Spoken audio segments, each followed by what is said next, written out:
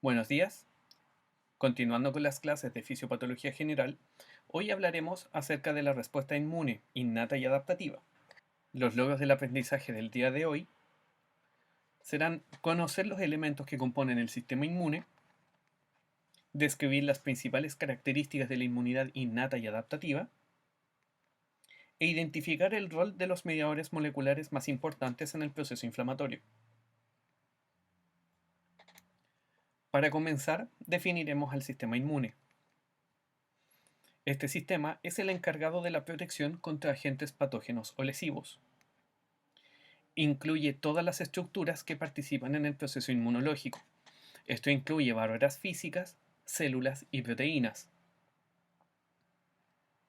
Según algunas de sus propiedades, estas defensas se pueden agrupar según su especificidad en inmunidad innata o adaptativa, o según su composición en inmunidad humoral o celular.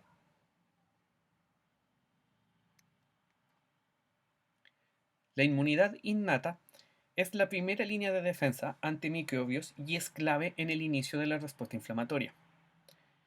Por sus características, es inespecífica y siempre responde de la misma manera. Por su parte, la inmunidad adaptativa reconoce estructuras específicas en cada microorganismo. Esta característica se asocia a que presentan memoria, lo que permite una respuesta más rápida y efectiva ante nuevos contagios. Algunas de las características tanto de la inmunidad innata como adaptativa se encuentran en la tabla a su lado izquierdo.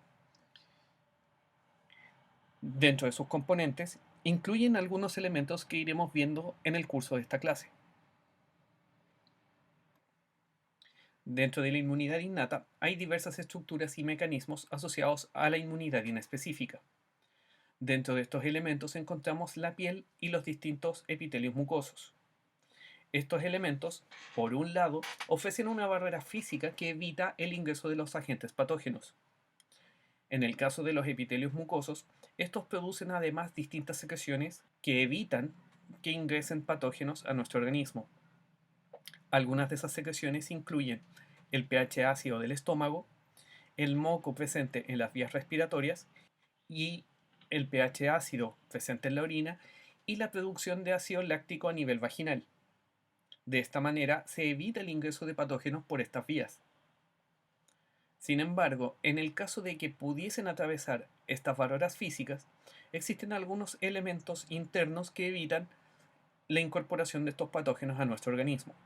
Esto incluye algunas células de tipo fagocíticas o la producción de ciertas proteínas que ayudarán a la defensa.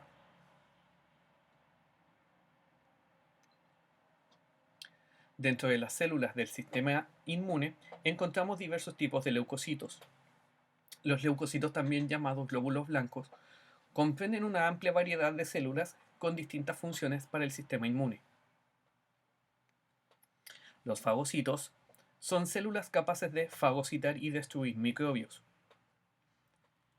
Según su ubicación, podemos distinguir a los macrófagos, que se encargan de fagocitar las células que traspasen las barreras físicas. Los neutrófilos, que fagocitan y matan bacterias, pero que tienen una menor duración que los macrófagos. Y los monocitos, que son células capaces de migrar desde la sangre a los tejidos conjuntivos y convertirse en macrófagos activados. Algunas de estas células fagocíticas van a tener nombres particulares según su ubicación. Es el caso de las células de Kupffer, que son macrófagos residentes permanentes en el hígado, o las células de la microglía, que se encuentran presentes en el sistema nervioso central.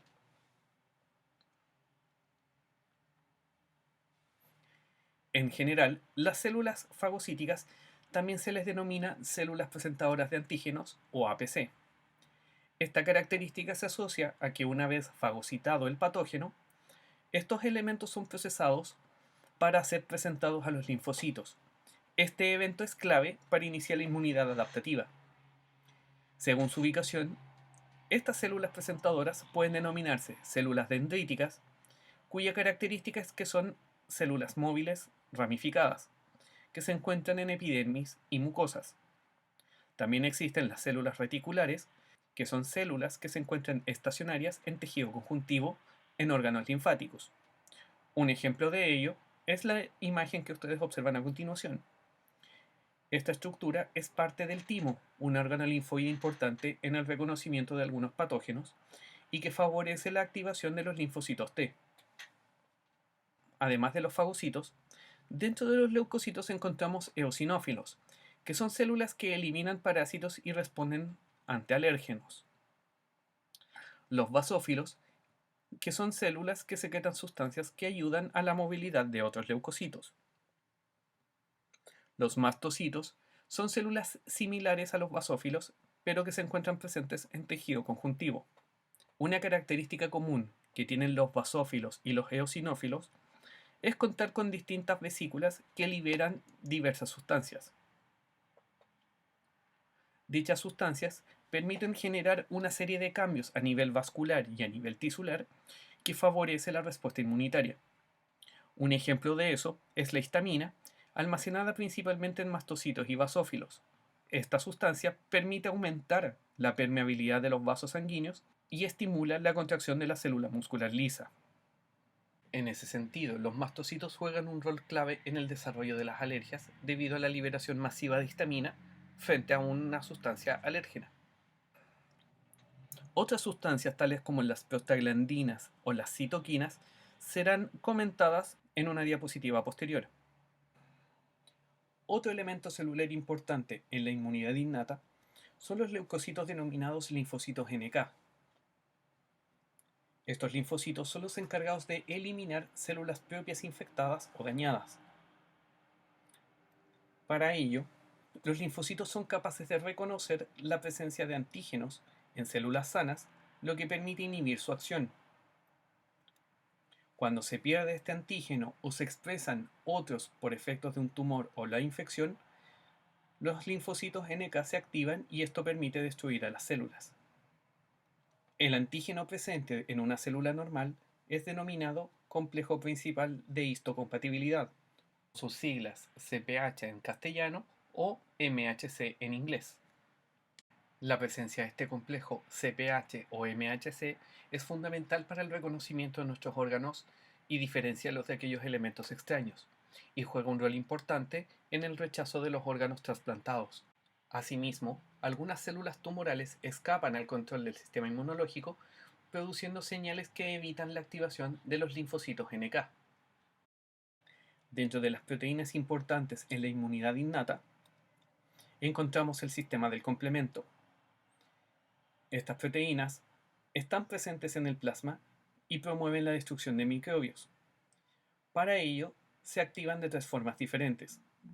Una vía clásica de activación que involucra la presencia de anticuerpos. Una vía alternativa donde las proteínas se activan en presencia de ciertas superficies bacterianas. Y la vía de las lectinas, donde una proteína llamada lectina se une al carbohidrato manosa presente en las superficies bacterianas. Las funciones del sistema del complemento son la formación de poros en la membrana, denominado complejo MAC, o complejo de ataque a la membrana, promover la fagocitosis por parte de los macrófagos y estimular los otros procesos asociados a la inflamación. En esta gráfica pueden ver cómo ocurre el proceso de activación del sistema del complemento. Las tres vías de activación mencionadas anteriormente favorecen la ruptura de las proteínas del complemento presentes en el plasma. Estas proteínas permiten lo que se conoce la opsonización o marcaje del microbio una vez llegada a la sangre. Esta opsonización facilita la fagocitosis. De manera adicional, algunos fragmentos de estas proteínas del complemento permiten favorecer algunos eventos asociados al reclutamiento o a la activación de otras células. Algunos de los fragmentos forman este complejo de ataque de membrana, lo que termina perforando la membrana, favoreciendo la lisis del microbio.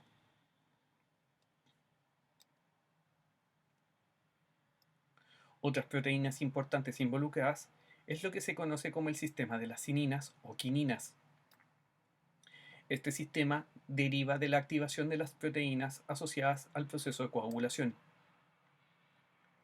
Para ello, una vez generado el daño mecánico que estimula la vía de la coagulación, se genera la activación de una proteína llamada beadiquinina o beadicinina.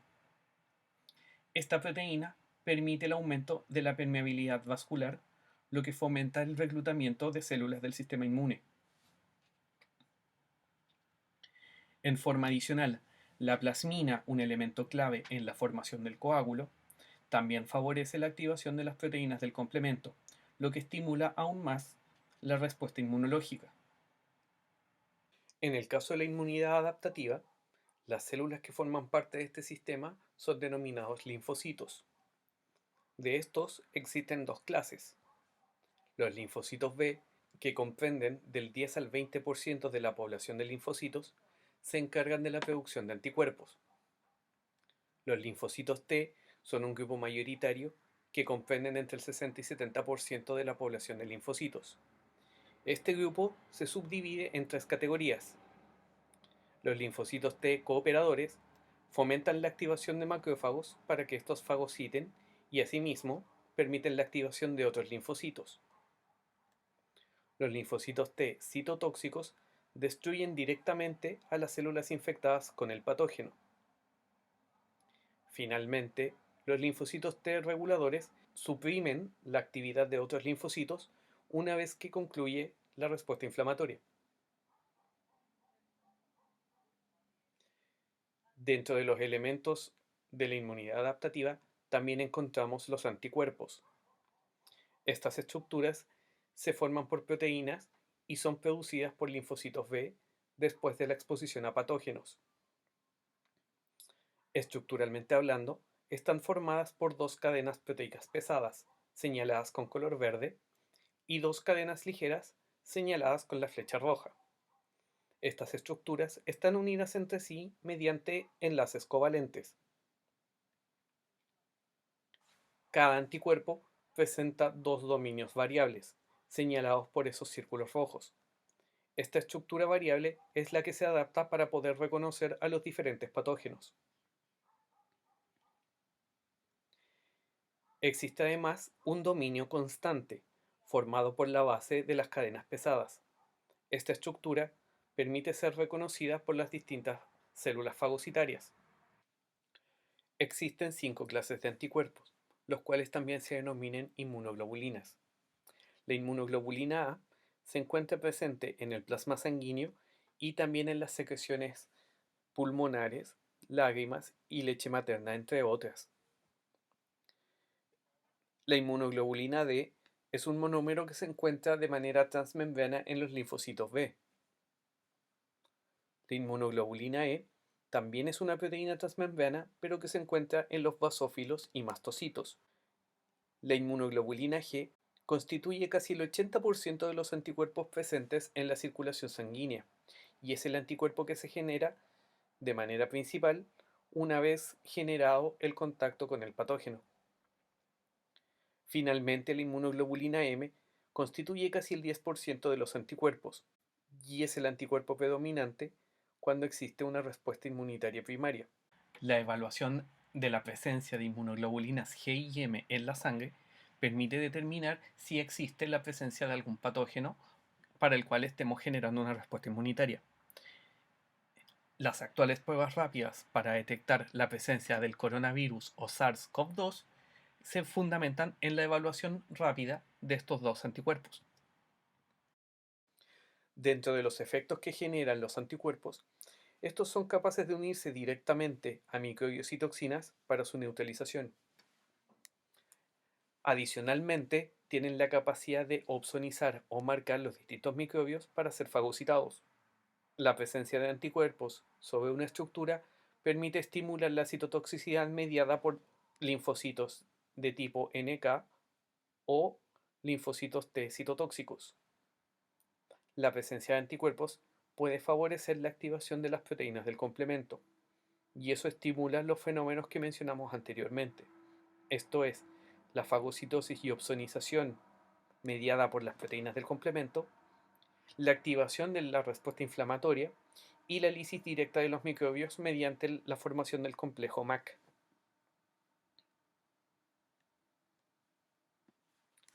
Una vez conocidas las características de la inmunidad innata y adaptativa, podemos reclasificar los elementos de la inmunidad en dos categorías.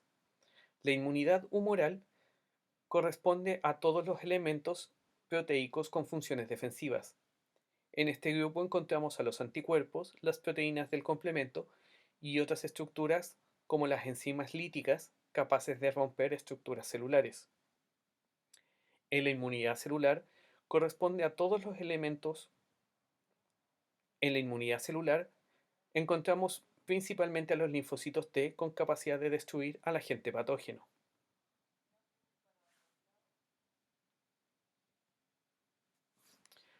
Un elemento importante dentro del proceso de respuesta inflamatoria son los distintos mediadores que se producen durante la respuesta inmune y que permiten articular toda la respuesta.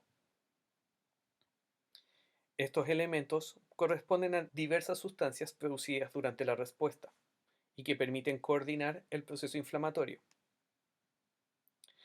Dentro de esos eventos, permiten fomentar cambios vasculares, activar células y estimular la reparación de tejidos dañados una vez que concluye la respuesta inmune.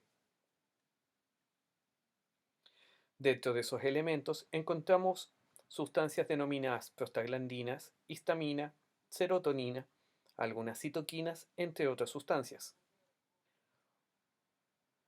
Uno de los grupos más importantes dentro de la respuesta inflamatoria son los compuestos que derivan del ácido araquidónico, el cual es un lípido presente en la membrana plasmática y que es liberado por la acción de enzimas denominadas fosfolipasas.